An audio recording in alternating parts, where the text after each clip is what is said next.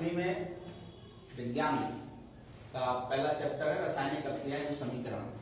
जैसा कि आप लोग जानते हैं अभी कोरोना का समय चल रहा है। इस समय पे विधिवत या नियमित रूप से कक्षाएं लगना संभव नहीं है। इसके लिए हम घर पर ही रह करके सुरक्षित रह करके और कुछ न कुछ अध्ययन करने का प्रयास करेंगे। पहला चैप्टर साइंस के रूप में देखा गया है रासायनिक अभिक्रिया एवं समीकरण के रूप में। तो हमें सबसे पहले पता होना चाहिए कि रासायनिक अभिक्रिया है क्या। रासायनिक अभिक्रियाएं बनती हैं रासायनिक परिवर्तनों से। जैसा कि हम आप लोग देखते हैं चारों तरफ हमारे मौसम परिवर्तन होता है, विभिन्न प्रकार के पदार्थों में परिवर्तन होता है, रंग रूप में परिवर्तन होता है। ये सभी चीजें रासायनिक क्रिया के अंतर्गत आती हैं और इन्हीं रासायनिक क्रियाओं के अंतर्गत रासायनिक अभिक्रियाओं का निर्माण भी होता है।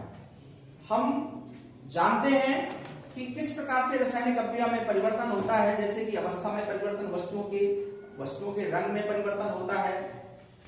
किसी वस्तु को दूसरे वस्तु से मिलाया जाता है या तो उसमें कोई आंतरिक परिवर्तन आता है, किसी से गैस निकलती है, कभी ठोस बनता है। जैसे बर्फ को गर्म किया जाए तो पानी बनेगा, पानी को गर्म किया जाए तो भाप बनेगा। तो इसमें भौतिक परिवर्तन के साथ साथ इसमें रासायनिक परिवर्तन भी होता है। अब बात आती है रासायनिक समीकरण की। रासायनिक समीकरण क्या कहलाता है? जैसा कि हम आप लोग जानते हैं कक्षा 9 में पढ़ा हुआ है, विभिन्न प्रकार के तत्वों को संकेतों के रूप में लिखना। जब संकेत के रूप में लिख देते हैं और फिर संकेतों को मिला करके उनकी अभिक्रियाएं कराना। अभिक्रिया कराने के लिए संकेतों के माध्यम से लिखना, उसका रासायनिक समीकरण का निर्माण होता है। तो रासायनिक समीकरण जैसा कि मैग्नीशियम है, आप लोग छोटा सा उदाहरण लेंगे। मैग्नीशियम को वायु की उपस्थिति में जलाया जाए, क्योंकि आपको पता होना चाहिए कि किसी भी वस्तु को जलाने के लिए वायु की अत्यधिक आवश्यकता होती है। यदि वायु अनुपस्थित है तो वहां पर आग नहीं लगेगी, ठीक है ना, क्योंकि ऑक्सीजन जो होती है वो जलाने के लिए बहुत आवश्यक होती है। तो हमने मैग्नीशियम लिया। अब मैग्नीशियम को यदि वायु की उपस्थिति में जलाया जाए तो क्या बनेगा? मैग्नीशियम ऑक्साइड बनेगा। यदि इसी चीज को हम संकेतों के रूप में लिखते हैं, जैसे आप लोग जानते हैं मैग्नीशियम को लिख दिया Mg और इसकी क्रिया कराई हमने ऑक्सीजन की उपस्थिति में, आपका बन जाएगा MgO। ये एक प्रकार का रासायनिक समीकरण बन गया। अब आप लोग कह सकते हैं कि इसमें संतुलित नहीं है। हाँ, ये संतुलित नहीं है, लेकिन इस प्रकार का समीकरण कहलाएगा ढांचा समीकरण। ये असंतुलित समीकरण है, लेकिन ऐसे ढांचा समीकरण कह सकते हैं। ये हम इसका शब्द समीकरण नहीं बना सकते हैं। शब्द समीकरण में लिख सकते हैं magnesium plus oxygen equal to बन जाएगा आपका मैग्नीशियम ऑक्साइड।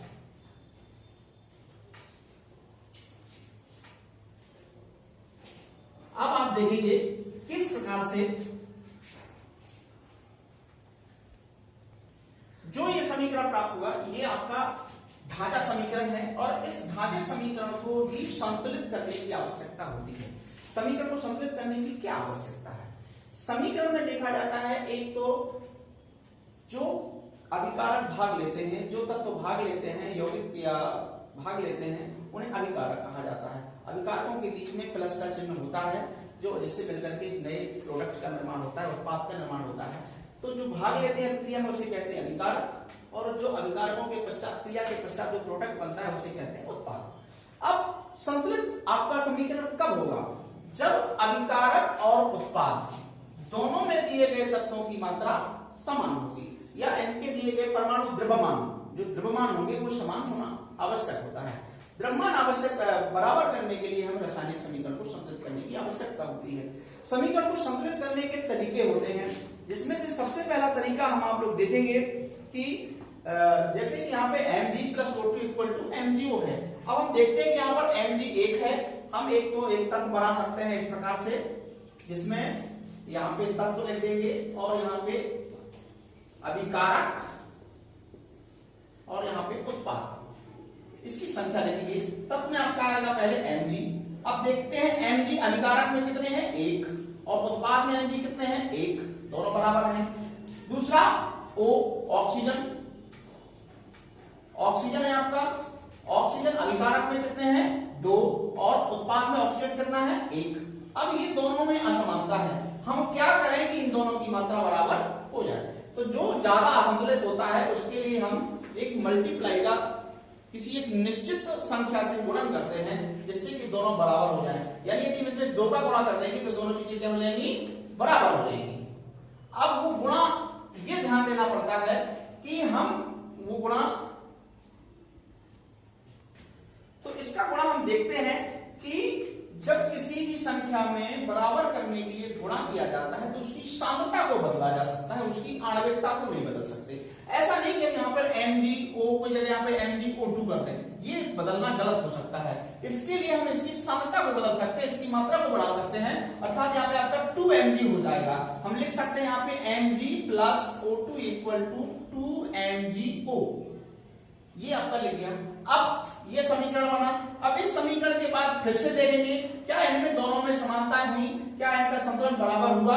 नहीं, अभी भी बराबरी में कमी है। क्यों? क्योंकि जब इसका पुनः समीकरण बनाएंगे तो अब देखते हैं Mg में अभिकारकों की स्थिति आपकी तत्व में Mg है और Mg में अभिकारकों को देखते हैं तो आपका क्या बनेगा?